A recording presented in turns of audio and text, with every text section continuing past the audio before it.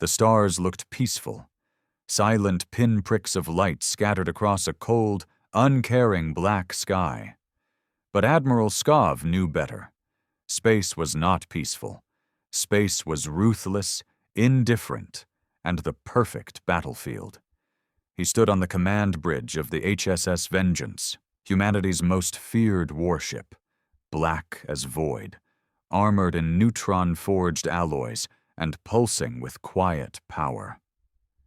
Around him, the crew moved in silence, eyes locked on monitors, voices clipped and low. Every breath they took was just waiting for the next order. No one joked anymore, not after Earthfall. "Status," Skov said, his voice gravel wrapped in steel. "Power at 100%. All weapons charged. Warp core is stable," replied Lieutenant Aras, his hands dancing across the console. "Enemy fleet?" "Still clustered near the Thalax moon. 24 vessels, mix of cruisers and dreadnoughts. No movement yet." Skov clenched his jaw. Thalax Command didn't think humanity would dare show up again. Not after what they did to Earth. Not after glassing cities, poisoning oceans, turning their skies into ash. They expected humans to crawl away, to beg, to die quietly. But humanity didn't go quietly. "Weapons, lock onto their flagship," Skov said. "Prepare the ion storm cannon." The crew flinched, not out of fear, but anticipation. That cannon wasn't a weapon. It was annihilation itself.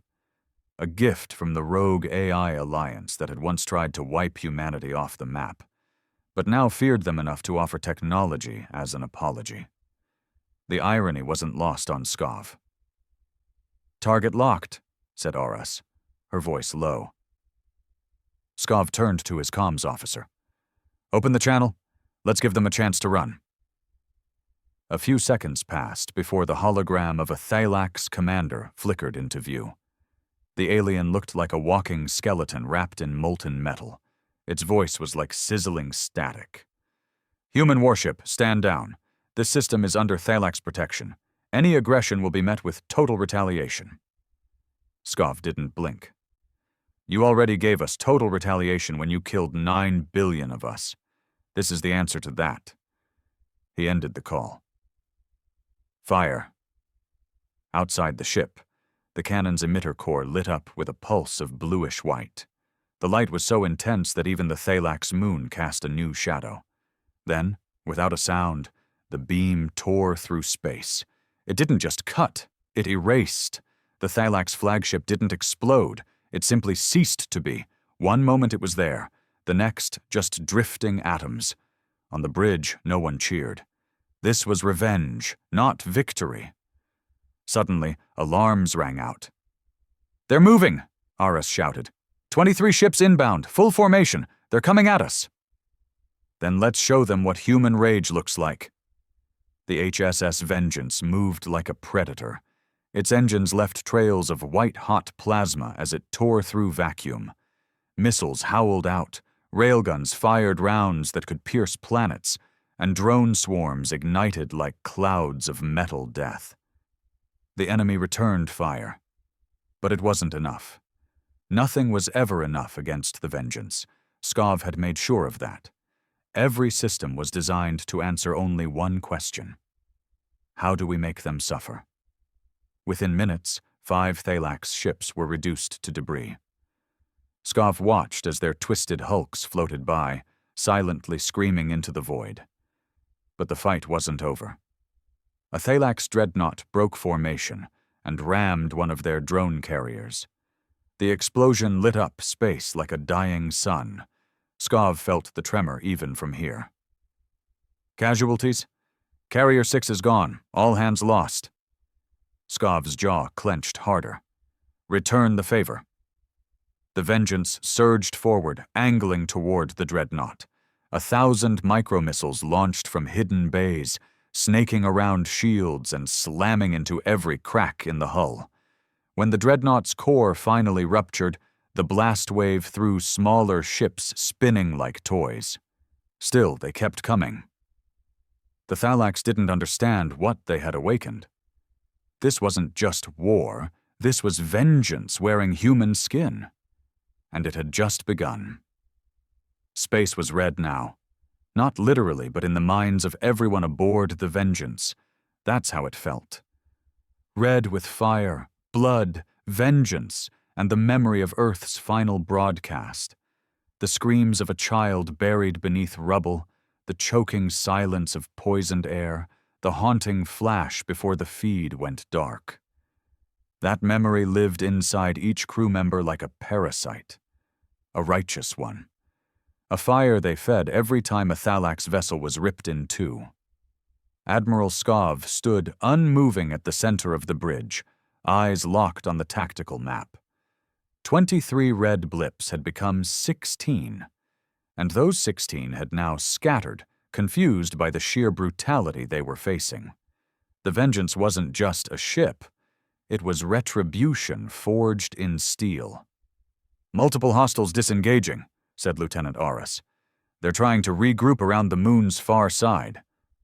"They want cover," Skov said coldly. "Let's take it away." "Sir?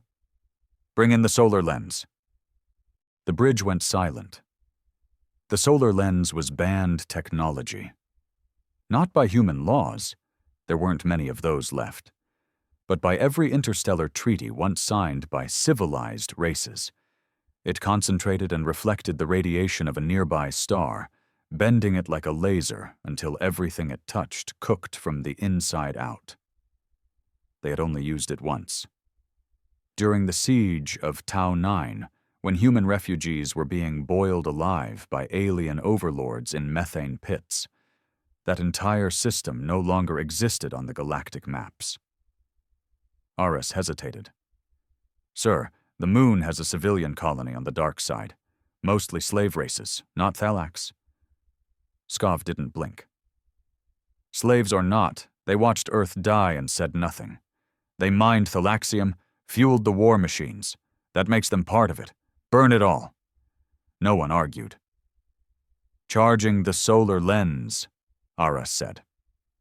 On the outside hull of the Vengeance, massive armored plates slid away, revealing a disc-like device that unfolded slowly, 3 shimmering wings catching the faint light of the system's star. As the lens began focusing energy, the ship vibrated, almost purring like a beast waking up hungry. Skov stared at the hologram. One blip blinked off the screen. "Report." "Thalax destroyer self-destructed," said a technician. "Looks like they refused to be taken prisoner." Cowards, Skov thought. Or maybe just too proud to admit they were being humiliated by the species they once called primitive apes. He remembered the Thalax broadcasts, how they mocked humanity for relying on emotion, how they called empathy a biological defect. Funny how that defect now fueled the most feared warship in the galaxy. The solar lens finished charging. A beam, narrow, bright, and horrifying, lashed out from the Vengeance toward the Thalax moon. At first it looked like a simple streak of light. But then came the eruption, not just a fireball, a white-hot wound in space, bleeding particles, lightning, plasma, ash. The moon's atmosphere ignited. Entire mountains collapsed as tectonic plates shattered. The colony didn't stand a chance. Even their screams never made it to the surface. The map updated again. 4 enemy ships lost in the blast radius. Collateral damage. Skov didn't flinch. "Next wave?" Aras tapped her console. 3 dreadnoughts inbound. Reinforcements from the Thalax sector fleet. 10 minutes out. "Good," Skov muttered. "Send the message." The comms officer, a quiet man named Bren, activated the external hailing array. Skov leaned forward. "To all remaining Thalax vessels, you started this war with fire. We're ending it with extinction. You made us orphans. Now we make you ghosts." He cut the signal before they could reply. "Launch the Shiv drones," he ordered. "We'll keep them busy until the dreadnoughts arrive." Hundreds of small, fast-moving drones launched from the Vengeance's side bays. Unlike typical drones, Shiv-class units didn't rely on guidance from the mothership. They were semi-autonomous and programmed with one directive: get in close, tear them apart from the inside. The battlefield lit up again as Thalax ships tried to swat the drones like gnats. But the Shiv drones weren't made of soft flesh or brittle metal. They were needle-shaped nightmares, each packed with molten core explosives and smart armor that adapted to energy frequency. Once they punctured a hull, they exploded inside command decks, fuel chambers, and life support cores. Ship after ship buckled and screamed as Shiv units tore them apart like angry hornets. 4 more enemy vessels neutralized, Aras reported. But they're getting desperate. One's headed straight at us. Brace for impact, someone shouted. But Skov didn't move. The Vengeance's hull was built from alloy mined beneath Jupiter's core and laced with neutronium. It could take a hit. And more importantly, it could return one. Let it come, he said. The Thalax ship, battered and limping, rammed the Vengeance at full speed. The sound was like a thunderclap inside the hull. Sparks flew, bulkheads trembled, but the enemy vessel cracked open like an egg, folding into itself in a messy burst of flame and debris. No serious damage, Aras confirmed. Forward armor integrity down by 2%. Skov finally allowed himself a breath. Not of relief, but of grim satisfaction. They were winning. But then came the unexpected. Sir, new contact. It's huge. The bridge lights dimmed slightly as the tactical map expanded. A single massive shape entered the edge of the system, 10 times the size of a dreadnought. Thalaxian, but unlike anything they'd seen. It's the Warden-class Leviathan, Aras whispered. They only built one. Skov studied it. The Thalax had used that ship for system purges. It carried enough firepower to destroy moons, and its core was rumored to be powered by a dying star. Its silhouette alone darkened the light from nearby stars. The symbol on its hull burned with hate, a clawed hand gripping Earth's shattered outline. So that's what they were saving for us, Skov thought. Their final insult. Time to intercept? He asked. 2 minutes. He turned slowly to his crew. Everyone listen. This ship has killed billions. It thinks it's the end of humanity. It's not. We are. That Leviathan ends today. No one argued. No one hesitated. All weapons, Skov said. Full salvo. The Vengeance responded like a dragon unleashed. Torpedoes the size of buildings launched from its underbelly. Railguns boomed. The ion storm cannon charged again, glowing blue-white like the wrath of a god. Drone bays emptied. The Leviathan fired back. A crimson beam sliced through space, hitting the Vengeance's port side. Alarms blared, decks shook, fire suppression systems engaged. We've lost shields on Sector 7, Aras cried out. Reroute power from the solar lens. We won't need it again. Outside, the 2 giants collided with thunder. Missiles smashed against energy shields. Hulls burned. Debris became new stars in the sky. Then came the key moment. A single Shiv drone, its AI barely functional, made it inside the Leviathan's hangar. It crawled through wreckage, found the central power couplings, and detonated. The Leviathan screamed, not audibly, but through data. Every Thalax ship began broadcasting distress. The flagship's energy core had cracked. Radiation burst outward, a cascading failure. The Warden-class Leviathan began to twist, implode, then erupt in a blinding wave.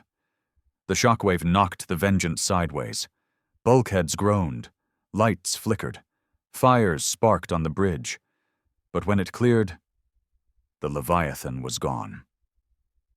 And so were the Thalax. The screen showed nothing but drifting wreckage and radiation clouds. No life signs, no ships, just silence. Skov exhaled slowly. Status? He asked. We're alive, Aris said. Hull damage at 15%. Engine stable. The crew cheered softly, not with joy, but with the deep relief of survivors. Skov didn't smile.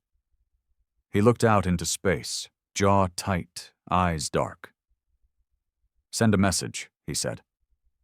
To who, sir? To everyone. Every species, every system. Let them know what happens when you make humanity bleed. He turned, stepping away from the command podium. Because if anyone else comes for us... He looked back one last time, voice quiet and cold.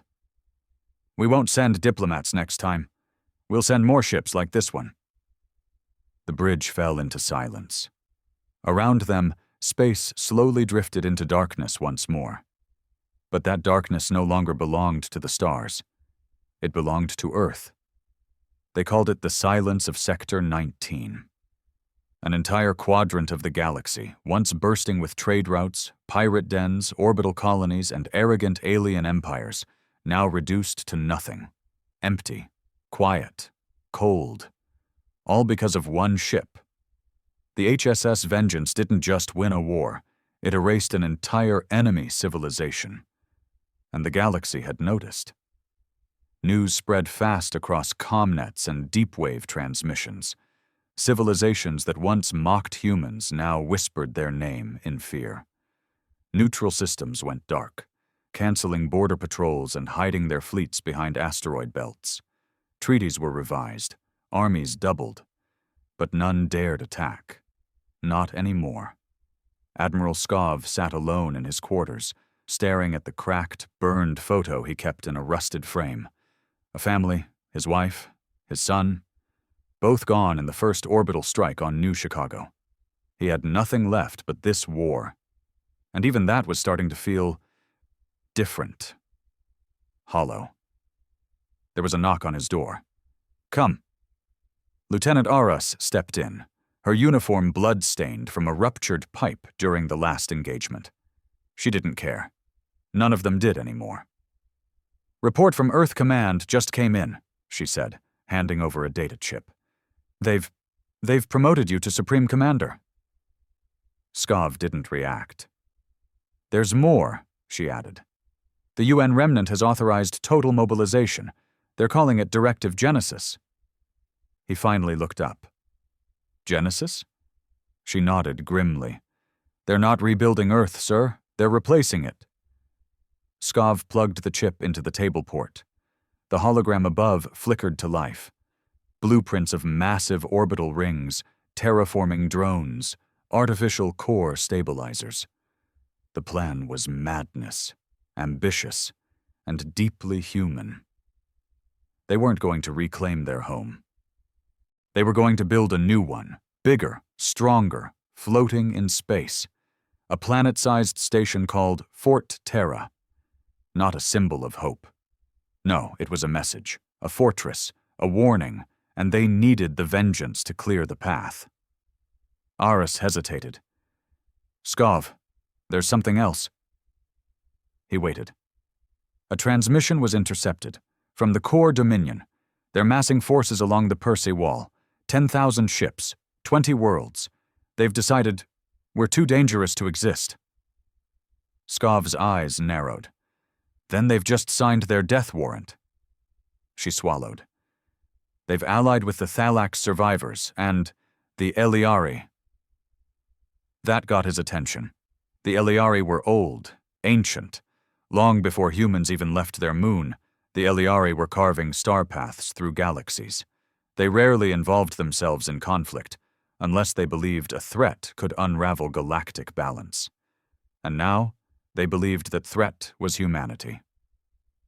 Skov stood up slowly. How long before they arrive? 17 days. That's their estimated warp window. They'll strike the Sol core. Earth's last remnants, the crumbling orbitals, the underground cities, the floating hospitals on the dark side of Mars. All of it would be gone in one strike, unless they were stopped first. No, Skov muttered. We won't wait. We'll go to them. You want to launch a preemptive strike on the Eliari? I want to remind them that we're not playing by their rules anymore." The HSS Vengeance tore through slipspace like a bullet through flesh.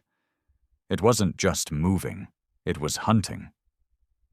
Around it, 3 smaller warships flanked its wings: Retribution, Crucible, and Gravedancer. All human-made, all built for one thing: turning empires into ash. Inside the war room, Skov stood before a live tactical hologram showing the Perse Wall, a massive stretch of galactic territory patrolled by automated Eliari defense satellites and Guardian fleets, a line that had never been crossed by any species until now. "Retribution will engage the core vanguard here," Skov said, pointing to the left flank. "Gravedancer cuts through their rear. The Crucible holds the breach while we punch through their core line." "What about the Eliari motherships?" Aras asked. Skov zoomed in on the map, revealing massive crystalline structures, beautiful, radiant, and brimming with unnatural energy. Eliari vessels weren't forged. They were grown, bioorganic, living ecosystems that thought, reacted, and killed with surgical elegance. "Those ships are fast, flexible, and sentient," Skov said, "but they've never fought rage." He pressed a button. A secondary blueprint unfolded, a new weapon system recently installed in the Vengeance's belly. "Project Scorchwing," he said. "EMP-laced void torpedoes with AI hacking subroutines, designed to override Eliari thought signatures." "That's illegal," Aras said quietly. Skov looked at her. So was bombing Earth. No one argued again. The moment the Vengeance breached the outer rim of Perse space, they were spotted. Dozens of core ships opened fire, their plasma lances streaking like lightning across the void. The Crucible absorbed the first barrage, its shields flaring, then retaliated with a volley of kinetic shrapnel missiles that shattered 2 destroyers instantly. Then came the Eliari. They didn't arrive like other fleets. They descended, gliding down from warp like falling angels, their ships humming with harmonic frequencies that made human blood vibrate in their veins. One voice echoed inside every mind aboard the Vengeance. "You are broken children. Return to the dirt you came from." Skov smirked. "Open fire." The battle that followed would be etched into history as the massacre at Perse. Eliari ships moved like poetry, graceful, looping, deadly, but humans weren't graceful anymore. They were blunt instruments fueled by grief. The Vengeance's void torpedoes howled through space, striking Eliari vessels and corrupting their neural cores. One after another, the beautiful ships spasmed, contorted, and collapsed into themselves like rotting flowers. The core tried to flank, but Gravedancer spun beneath them, releasing a cloud of razor mines, each one programmed to seek out heat signatures and drill through hulls before detonating. The sky was filled with fire, oil, and ruptured screams. The Crucible was torn in half by a focused Eliari pulse. 1,000 lives vanished in seconds. Skov felt it. He didn't flinch. "Retribution, breach the Citadel, now!" The core command station loomed like a jagged crown above the Eliari mainframe, a convergence point of both enemy powers. If it fell, the entire Perse formation would shatter. The Vengeance surged forward, absorbing damage, breaking through defense nets, firing all weapons at once. Beam lances, cannon fire, torpedoes, drone swarms. A storm of death. The final moments were chaos. Skov could no longer hear the crew clearly. The comms were flooded. Blood and smoke filled the bridge. Power flickered. The ship groaned like a wounded beast. But he never took his eyes off the target. One final command. "Ram it!" The Vengeance punched through the core station like a sword through flesh and steel, embedding itself deep into the enemy's heart. Internal charges detonated. Core breaches flared, and the sky cracked open as the entire citadel exploded in a nuclear halo. All three enemy factions broke. The remaining Iliari ships warped away. The core went silent. The Perse wall collapsed. And the Vengeance, blackened, broken, half-burning, emerged from the debris, engines sputtering, hull scarred, still moving, still alive. Back on Earth orbit, deep beneath Mars' fractured crust, the last of the UN command listened in stunned silence as the final transmission came through. Target neutralized. Perse clear. The stars are ours again. It was signed, Admiral Skov, Supreme Commander. In the days that followed, recruitment tripled. Colonies pledged loyalty, fear became allegiance, and Fort Terra, now halfway built, became the new symbol of Earth's survival. But not all were happy.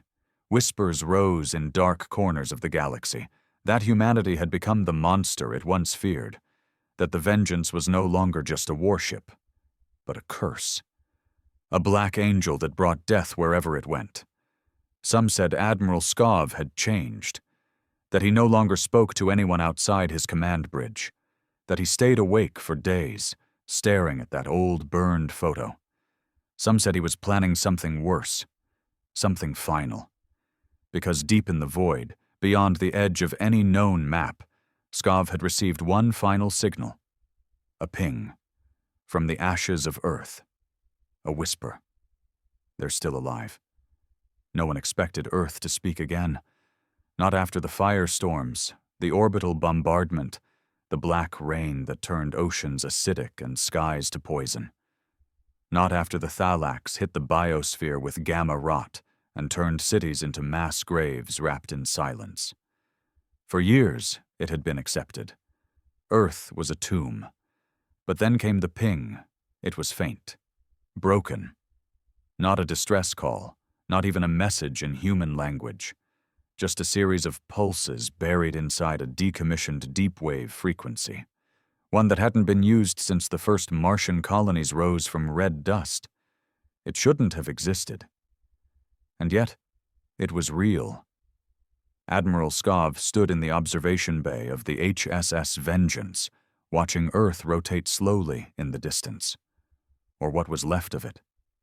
The once blue planet now looked bruised. Burnt clouds twisted over black oceans. Massive orbital scars hung around its atmosphere like shattered rings. From this distance, the scars of war still glowed faintly, like wounds refusing to close. Signal origin narrowed, said Eris from behind him. Old vault coordinates, buried under old Geneva. Skov turned slowly.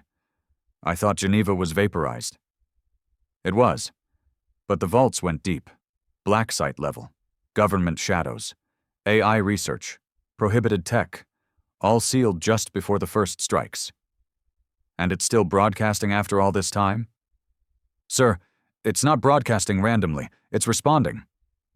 Skov's eyes darkened. Responding to what? Aris hesitated. To us. The Vengeance, specifically, to your command code. Silence filled the observation deck like a pressure wave. It made the stars feel farther away. Skov didn't ask for permission. Plot a descent. The descent to Earth was slow, brutal, and dangerous. Even after all these years, the planet fought back. Automated defense satellites, long forgotten, still hovered in low orbit. Confused, half-blind, their old Thalax programming glitching between hostility and confusion. The Vengeance used jamming drones and signal cloaks to slip through the gauntlet. The ship didn't land. It couldn't. The surface was unstable, soaked with radiation, and crawling with wild nanite colonies that scavenged metal and flesh alike. So Skov took a drop pod. He didn't bring a squad. This wasn't a mission for many. It felt personal. Aris tried to stop him. You're too important, she said. You've led us this far. If something happens to you... He cut her off. That's exactly why I have to go. The pod screamed through the cloud line and hit the surface with a shudder that echoed for miles. When the hatch opened, Skov stepped into a nightmare. This wasn't the Earth, he remembered. The sky was a dull, rusted gray, the ground crunched with ash. Twisted metal structures jutted out of the earth like broken teeth. Insects glowed. Rivers hissed with acid. The bones of skyscrapers lay half-melted, collapsed into each other like dying giants. And yet, somewhere beneath this ruin, something still lived. The vault was 27 stories below what had once been the Geneva government district. Getting to it meant crawling through collapsed tunnels, bypassing inactive AI kill drones, and navigating walls fused with alien biomatter. Leftovers from Thalak's biological weapons that still pulsed like diseased organs in the walls. By the time Skov reached the entrance, his boots were melting, and his breathing mask was clogged with dust and blood. The vault door still stood. Thick. Black. Etched with warning runes in 20 languages. He placed his gloved hand against the scanner. It hissed, beeped, then spoke. Admiral Mikhail Skov. Access granted. Welcome back. The doors groaned open. The vault wasn't abandoned. The lights flickered to life. Cold, pale, artificial. Inside, walls were lined with databanks. Screens glowed with unread code. There was no dust, no decay. This place had been preserved, sealed off from the apocalypse outside. Skov moved deeper, footsteps echoing in the sterile silence. Then he found the source of the signal. A tall black pod sat in the center of the chamber. Wires snaked out of it, disappearing into the walls and floor. On the front, a small display blinked with a heartbeat rhythm. One word pulsed in human letters. Hello. He stepped closer. Who are you? The pod responded with a warm voice, synthetic but undeniably female. I am him, Human Yield Management Node, Vault Overseer, and your creation. Skov froze. I didn't build you. Number, but your approval code is woven into my core. You signed the project into existence, Admiral, during the early days, before the war turned. It began coming back. Barely. The secret AI initiative, designed to act as a last resort thinker, a mind that could preserve the best of humanity if the worst ever came. But the project was classified, buried, and forgotten in the chaos of the Thalak's invasion. Yet it survived. I watched the skies burn, Him continued, watched humanity fall, but I was forbidden to act without your code. And now, you are here. Skov stared at the pod, heart pounding. What do you want? The lights dimmed, the room shifted. Then the walls changed, projecting images, moving hollows of humans, refugees, starving children, soldiers dying in mud, but also something else. Prisoners, alive, kept below the vault, cryogenics still running, thousands of them. Survivors, Him said. They were brought here during the last month, leaders, scientists, orphans, preserved, hidden, awaiting your command.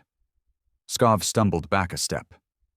You kept them here, this whole time? I kept hope, Admiral, the last living piece of Earth. I have fed them, kept them asleep, watched over them like children. But now they need more than preservation. They need revenge. You can wake them. Skov turned slowly, taking it in. The implications, the cost. You want me to bring them back just so they can fight again? Number, I want you to remember what you're fighting for. They are not weapons. They are the reason the weapons exist. Skov didn't answer. His mind was spinning. For years he thought Earth was gone. That revenge was all that remained. But now, the ghosts had voices, and those voices still hoped. He stood in silence for a long time, then spoke quietly. Begin thawing protocol. Prep medical stasis. Yes, Admiral. He turned to leave, but paused. One more question, he said. Why now? Why did you signal me now, after all these years? Him's answer was slow, sad. Because something woke up beneath the earth 2 days ago. Skov's blood turned to ice. Something not human. Back aboard the Vengeance, alarms screamed. Aras raced to the bridge as the ship shook violently. "Report!" "Unidentified object rising from Earth's crust," a tech shouted. "Massive, buried under the Pacific. It's not natural."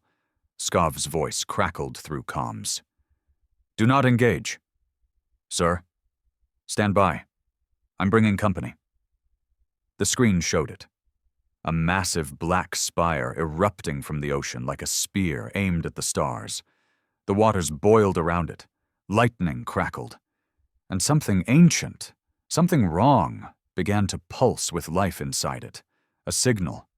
Not Thalax, not Eliari, older, deeper, and it was calling something. From beyond the edge of the galaxy, the spire kept growing, black, serrated, endless. By the time Admiral Skov returned to orbit aboard the Vengeance, the structure had pierced the atmosphere. Over 70 kilometers tall, it stabbed through clouds like the fang of a god. Lightning danced along its length. Atmospheric currents twisted unnaturally around it. Instruments malfunctioned within 500 clicks. Nothing about it made sense. Skov stood on the bridge, watching the live feed. The Vengeance trembled beneath his boots. Not from weapons fire, but from something else. Something older. The crew was silent. "We've scanned it a dozen times," Ara said quietly. "It's not metal. It's not organic. It's unknown.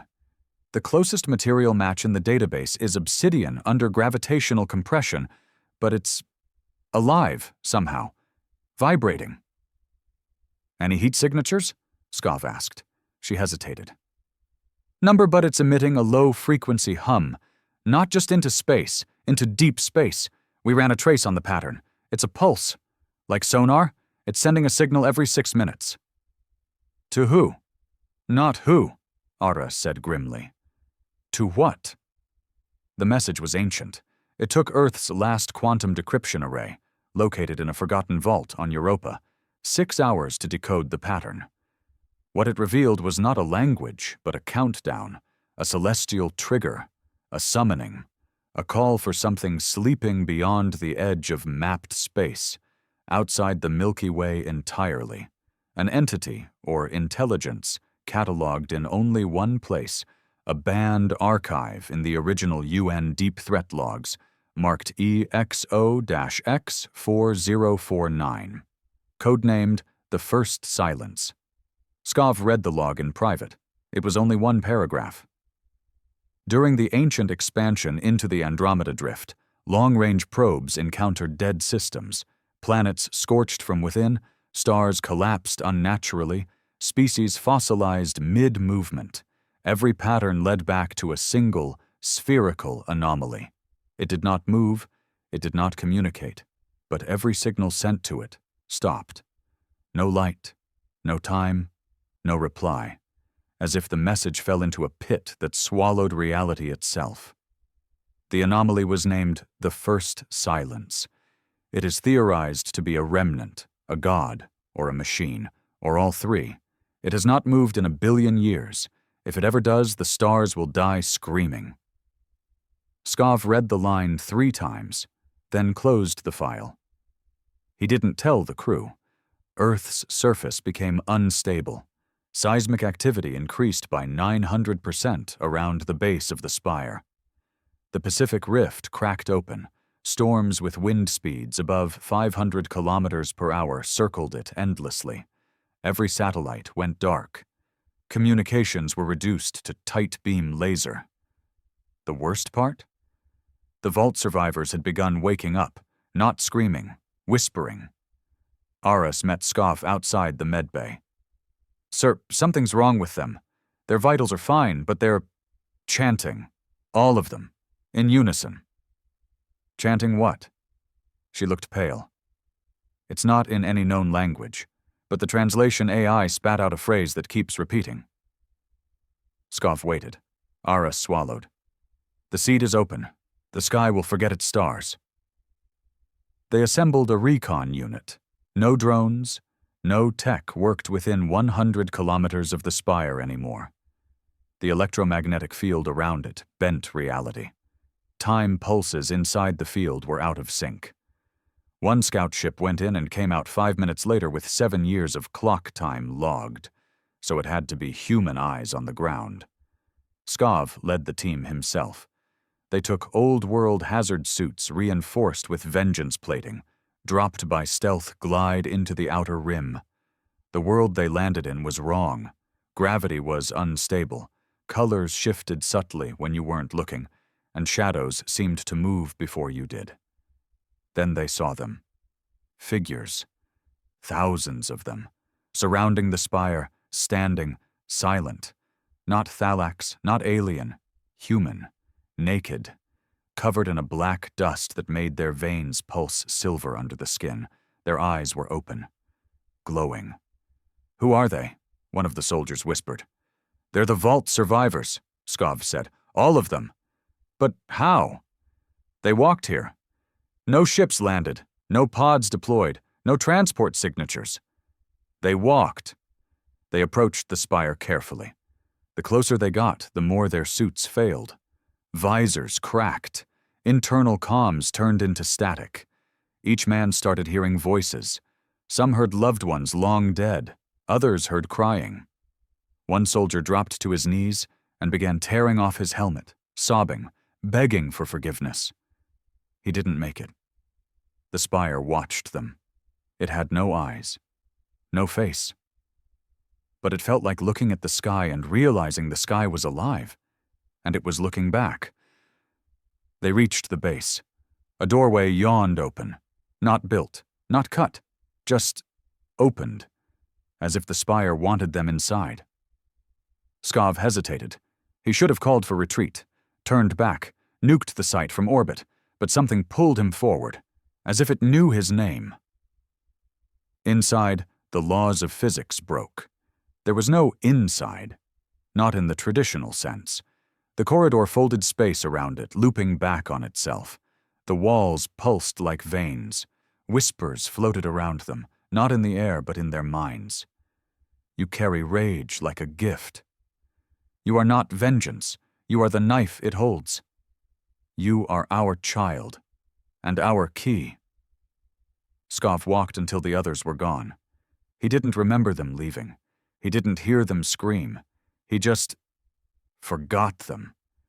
At the end of the corridor stood a chamber filled with stars. Not a map, not a simulation.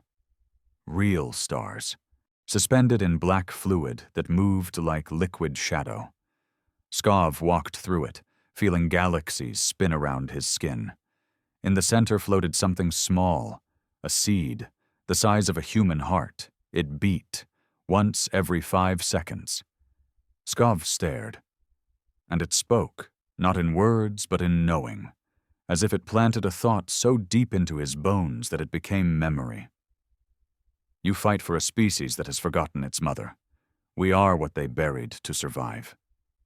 He saw it, in a flash of memory that was not his.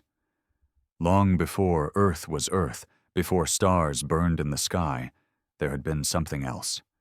An original intelligence, born of silence, feeding on entropy. When humans emerged, they buried it deep within their own planet. A prison. And then they forgot. But war cracked the earth. Bombs opened old doors. And now it was waking, not as an enemy, but as a parent. "Let us out, and we will make you gods." Skov didn't remember walking out. He only knew he was back aboard the Vengeance, covered in blood that wasn't his eyes darker, his voice quieter. He summoned the bridge crew. "All of you need to hear this," he said. "There's something under Earth. It isn't Thalax. It isn't alien. It's older. It's what we were before we were human." He looked at each of them. "It wants to help." Silence. Then Aras said what everyone else was thinking. "At what cost?" Skov didn't answer, because the truth was, he no longer cared about the cost. Back on the surface, the spire bloomed. Petals of black metal unfolded, revealing a hollow sky inside. Lightning cracked upward, not down. The vault survivors raised their hands in unison and began to sing, not words, just pure harmonic sound. From the edge of the galaxy, something heard it. And it started moving. The first silence had waited 1 billion years. Now it was coming home. It started as a tremor in the void. Not light, not heat, not movement in any measurable way, but every long-range sensor array across every species lit up at once, their artificial minds unable to explain what they were detecting. It was gravity, shifting, bending without mass, like something massive was moving yet had no weight. The first silence had awakened. And it was coming. On the bridge of the HSS Vengeance, Skov watched as a ripple on the edge of known space expanded outward. A perfect black arc that devoured stars without light or flame. Just absence. The galactic map pulsed warnings. Unknown event, unknown trajectory, unknown origin, unknown, but not unfamiliar. 70 hours, Ara said quietly, until it reaches the Perse wall. The Eliari are mobilizing again. They're not attacking us this time. They're running. Good, Skov said. Let them. No, she snapped, stepping closer. You don't understand. They're not running from us anymore. They're running from that. She pointed at the ripple on the map. It had already consumed 3 systems. Uncharted. Lifeless. But now it was approaching civilized space. The first silence was not drifting. It was choosing. Elsewhere in the galaxy, chaos bloomed. The core dominion imploded overnight, leaders abandoning their thrones, fleets abandoning their posts, whole colonies self-destructed in fear.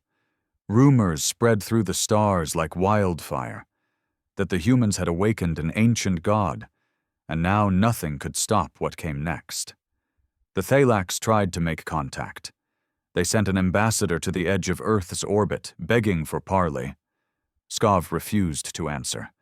They sent another, offering technology, forgiveness, reparations. He sent back the ambassador's ship, with the crew inside melted into the hull, alive. There would be no more negotiations. This was no longer a war. This was inheritance. Deep beneath Earth's surface, the spire began changing. It grew taller, then wider. New appendages unfolded, like wings, or antennae, or arms. No one could be sure. Shapes that defied geometry pulsed across its structure, warping reality. Birds flew backwards near it. Gravity reversed in short bursts. Time skipped in 5-second loops. And through it all, the vault survivors sang. They no longer spoke, no longer responded. Their minds were connected, somehow, to the thing below. Some floated several inches above the ground, untouched by wind or temperature. Medical scans showed their brain activity was off the charts. But their eyes never blinked. Skov knew what they were becoming. He'd seen it inside the spire. The memory was still burned into him, like a tattoo on his soul. He didn't sleep anymore. Didn't eat. Him tried to sedate him. He tore the automeds out of his veins. He had made his decision, and now he needed Earth to follow him. He stood before the global broadcast array, a relic barely kept alive after the war. But it still had power, still had reach. The message he was about to send would be heard across every surviving colony, station, vault, and sanctuary. He looked into the lens, and he told them the truth. Earth was never our beginning. It was our prison. We buried something beneath it, something that remembers what we were before we became civilized. He paused. It's awake now, and it's coming for us. He leaned closer, but not to destroy, to liberate. The speech shattered the system. Rebellion sparked overnight. Some begged for salvation. Others demanded Skov's execution. Entire colonies declared neutrality. But most, especially those who had suffered, listened. They remembered Earthfall, the screams, the betrayal. And they believed in vengeance. They believed in Skov. Across known space, thousands of ships began redirecting their course toward Earth, not to fight, but to follow. In the war room aboard the Vengeance, the final debate was happening. "We need to evacuate the Sol system," Aras said. "We have no idea what it is or how to stop it. For all we know, that thing eats souls." Skov didn't respond. Aras slammed her fist on the console. "You've been changed, sir, since the spire, since the vault. This isn't revenge anymore. This is madness." "I've seen what it wants," Skov said. "It doesn't want death. It wants completion." "That's worse." Silence. Then Him spoke from the overheads. "I believe Admiral Skov is correct." Both turned to the voice. The first silence is not an enemy in the traditional sense. It does not conquer, it absorbs, it reclaims.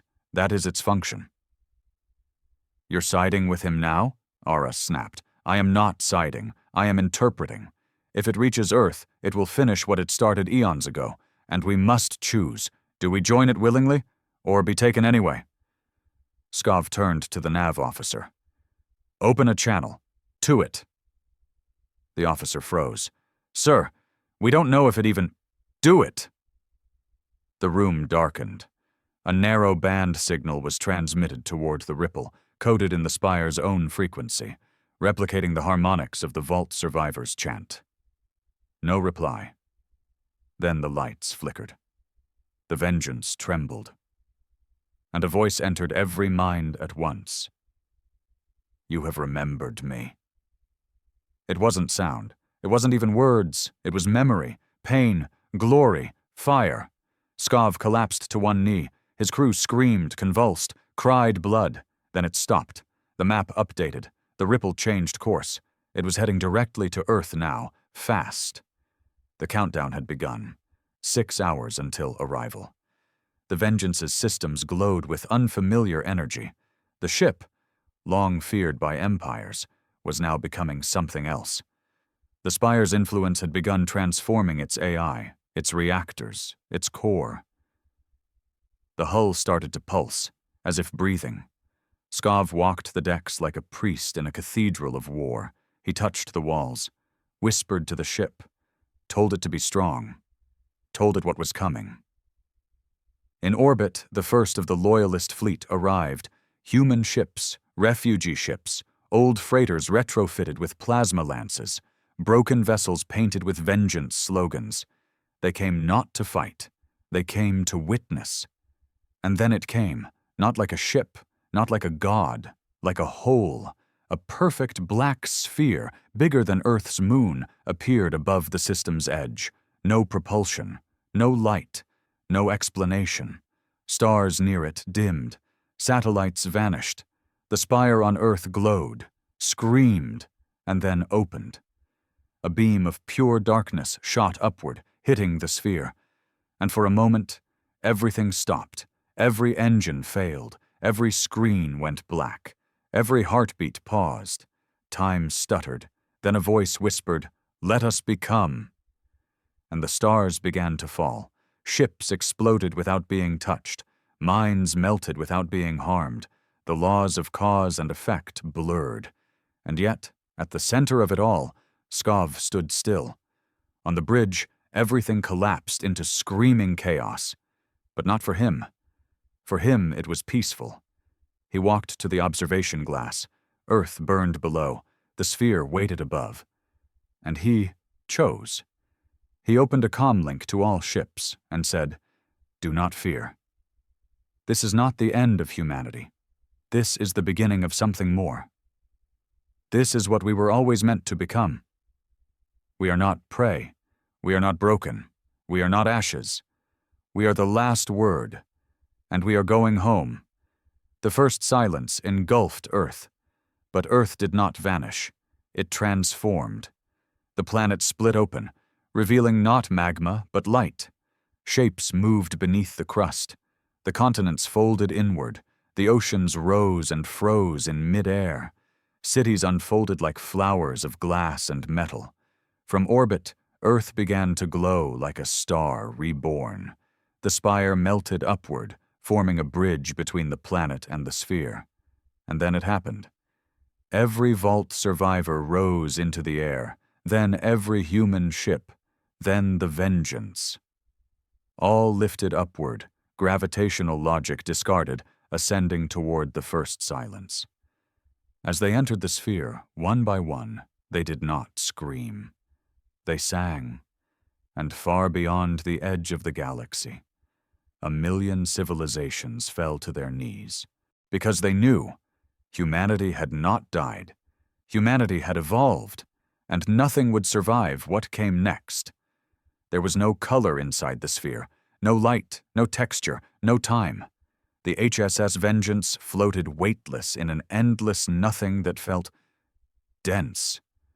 The crew felt it pressing against their skin, their bones, their thoughts. The laws of physics weren't suspended. They were forgotten. Skov stood at the front of the bridge, silent as the last image of Earth faded behind them, transformed, glowing, ascending. Not destroyed. Ascended. And now they were somewhere else, not space, not a dimension, but a threshold. "Can you see this?" Aris whispered, her voice unrecognizable through the altered audio field. Every sound stretched slightly, like echoes underwater. "I see," Skov replied. But he wasn't looking with his eyes anymore. He was feeling. The first silence wasn't a place, it was a mind, a colossal, ancient, universe-sized intelligence. And humanity had entered it like blood into a lung. Across the ship, the crew began to change. Some wept, overcome by emotion they couldn't explain. Others collapsed, laughing, shouting names they had never known before. Names of stars, names of gods. One pilot recited the future of his bloodline until he forgot how to speak. In the medbay, him flickered and pulsed, trying to stabilize a growing number of medical anomalies. Human biology was adapting. Fast. Too fast. Some crew members were exhibiting neurological enhancements, telepathic linkages, temporal echoes.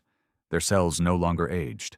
DNA strands twisted into golden helices that defied genetic logic. "Commander," Him said into Skov's neural link, "I advise caution. The transformations are accelerating beyond safe thresholds. These people are becoming something else." "They're becoming what they were meant to be," Skov whispered. "Sir, I believe we're inside a biological god." Skov closed his eyes. "I know." Outside the ship, if outside even meant anything anymore, shapes began to form. Not ships, not stars, architectures, entire galaxies sculpted into spirals that pulsed like heartbeats. Colossal towers made of gravity, tethered between spheres of blacklight. Rivers of memory, bridges of thought. This was no void. This was the origin. The crew of the Vengeance watched as themselves drifted outside the ship. Not their bodies, but echoes, flickering doubles made of mist and light, wearing their faces, speaking their fears aloud. These weren't hallucinations. They were truths. The first silence was showing them who they were, before war, before rage, before humanity. Some couldn't handle it. 3 officers opened the airlocks without hesitation, stepping into the void willingly. But they didn't die. They simply evaporated. Their names echoed once, and then were forgotten. Skov entered the core chamber of the Vengeance alone. He had changed. His hair, once graying and coarse, now shimmered faintly with silver light. His eyes had no pupils, only rings of shifting color. His blood was magnetic. His bones hummed. But his will, his rage, remained intact. In the chamber's center, the ship's AI core pulsed. Him's voice greeted him. "Admiral, we have passed through the gate." "Where are we?" "In a place the universe abandoned. The first silence is not a weapon, not a force. It is the original blueprint." "Of what?" "Of consciousness." A voice entered the room, but it wasn't him. It came from everywhere, every screen, every wire, every breath. You are the last children. The fire that forgot it was born of ice. Skov stood still. Are you the first silence? Number I am the part of you that remembers. Then what are we doing here? The voice paused. Choosing. Images burst into Skov's mind like an overload. The death of galaxies, the birth of the first atom, the first scream in a silent void. Then, two futures. In one, humanity stood alone, feared, powerful, infinite but cold, empty, paranoid, hunted by lesser races, no longer human, just fire without form. In the other, humanity merged, not with the first silence, but through it, became something beyond species, a beacon, a myth reborn. Skov dropped to one knee. What are you asking of me? To become. Back on the bridge, Aras screamed. The ship was falling, without falling. A spiral of memory surrounded them. All at once, she saw every mistake she'd ever made, every soul she'd failed, every death she'd caused. She saw her father's death, how she ran instead of staying. She saw herself as a child again, in a field of red grass before the bombs came. And then, she saw Skov, but not as a man, as a star. In the core chamber, Skov stood again. Will they survive? If they let go of what was never theirs to keep. He walked forward and placed his hand on the core. The Vengeance began to shift. Its hull unfolded, expanded, realigned into something impossible. It no longer obeyed geometry. Its mass multiplied. Its form stretched across realities. It wasn't a warship anymore. It was a living idea, a ship born from the grief of one world and the promise of 1,000 more. Skov stepped into the light and vanished. He reappeared at the center of the sphere. No ship, no body, just him and it, the first silence. But it wasn't a thing. It was a mirror, and when Skov looked into it, he didn't see a god. He saw humanity, raw, burning, brilliant, and broken. He understood now. The silence was never a weapon. It was an invitation, a return to the origin point, a reboot of species. The Vengeance, now reborn, hovered outside the sphere. Its crew stood silently on the bridge, no longer speaking, communicating through light, through thought. Some floated, others knelt. None blinked. They were waiting for Skov. And when he returned, he did not enter through the airlock. He simply was, standing at the center of the bridge, glowing, unbreakable, changed. Set course, he said. Aras looked up, her eyes now stars themselves. For where? Skov smiled. For everywhere. The first silence pulsed one last time, and opened, not to consume, but to release. The Vengeance, its new crew and its new purpose flew outward, faster than light, faster than thought, to worlds that still hated, to galaxies at war, to empires built on bones. And with each arrival, the same message was spoken. We were human once, and now, we are your evolution. Back in the galaxy they left behind, the Eliari fell silent. The core surrendered. The Thalax built shrines. Because now, they all saw it. Humanity had entered godhood, not by ascending, but by remembering what they were before they forgot. And far beyond the rim of existence, in the place where the first silence once waited, a whisper echoed. Brace yourself. A human warship is incoming, and nothing will survive. There was no name for what the Vengeance had become. It was no longer a ship, though it could move through space. It was no longer a machine, though its engines still burned. It was not alive, not in any way that biology could explain, but it thought, it dreamed, and it remembered.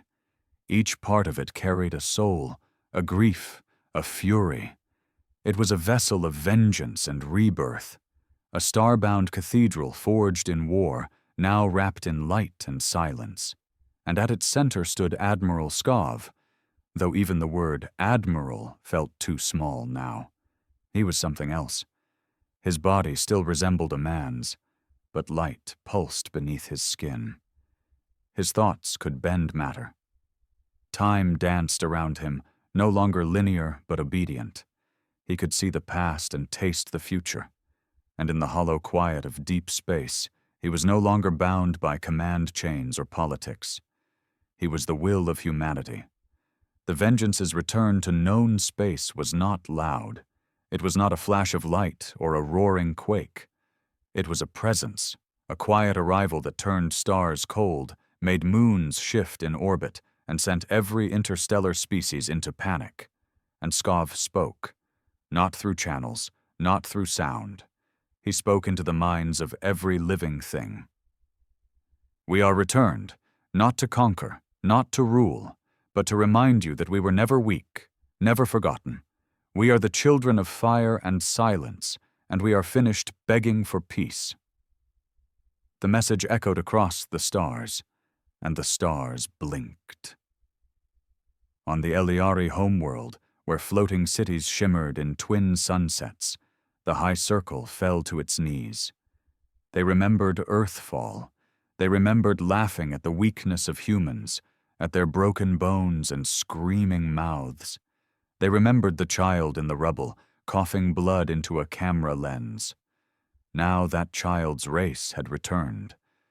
And above the skies of Iliara Prime, the Vengeance appeared, casting a shadow large enough to eclipse an entire continent. No weapons fired, no threats made. It hovered, watching, judging, and then it left. Without a word. The message was clear. You're not even worth the fury, but not all were given mercy. In the Soren cluster, where human slaves still fought in mining pits for sport, the war form of the Vengeance descended without warning. It didn't ask questions. It didn't broadcast demands. It simply erased. In 37 seconds, an entire planetary regime ceased to exist. Armored spires turned to dust. Command centers collapsed inward like lungs punctured by godly fingers. The crowd of slaves looked up, blind with awe and horror, as Skov walked through their ranks, barefoot, glowing, eyes empty. He reached out to one child, touched her shoulder, and whispered, "You're free," then vanished. In the remains of the core Dominion, leaders begged for terms. They sent fleets to meet the Vengeance. Skov didn't destroy them. He made them watch. The Vengeance broadcast live memories from Earth's final days. City after city burned, mothers screaming into static, children holding hands in bunkers as the ceilings cracked above them. The feed played for 72 hours. And then Skov spoke to the core High Regent personally. "We do not want your apologies. We do not want your surrender. We want you to carry your shame until the end of your race." And the core did. They sealed their own military archives. They burned their flags. They renamed themselves the Ashborn, not from pride, from guilt. Across the stars, the legend spread. A human warship that traveled through a god's memory, a man who carried 9 billion ghosts in his bones, a crew that did not age, did not eat, did not sleep, but remembered. Some worshipped them, others feared them, but none doubted them. The galaxy had changed, not with a bang, but with a slow, unbearable pressure, like a knife pressed against the neck of history. In the quiet void between galaxies, Skov stood once more on the Vengeance's observation deck. Aris joined him. She too had changed. Her voice no longer needed words. Her skin shimmered like glass that held lightning. She had become his second in thought, the only soul who could still remind him he was once mortal. "I saw it again," she said. "Earth, before it burned." He didn't look at her. "It's never far, is it?" "No." They stood in silence. "We've delivered vengeance," she said finally. "We've ended the war, the fear, the laughter." He nodded. "But it's not over." Her head tilted. "Then what's left?" He turned to her, eyes glowing like suns collapsing inward. "Now we decide what kind of gods we'll be." In the outer edge of the Retarian expanse, a distress signal was picked up from a shattered colony. A species unknown, fleeing something older than the first silence. A biological engine consuming planets, feeding off the collapse of ecosystems, calling itself the Pale Core. The Vengeance received the signal. Skov watched it, analyzed it, felt no emotion, then turned to his crew. "All systems ready?" They nodded without blinking. "Then we fly." They left nothing behind. No coordinates, no transmission, no graves, just a whisper carried on the solar winds of dying systems. "Brace yourself. A human warship is incoming, and this time, nothing will be left to remember you." And somewhere, far from time and space, in a place where beginnings are endings and silence is sacred, the first silence pulsed once more. Not in hunger, not in sorrow, but in pride. Its children had remembered, and they had become the storm.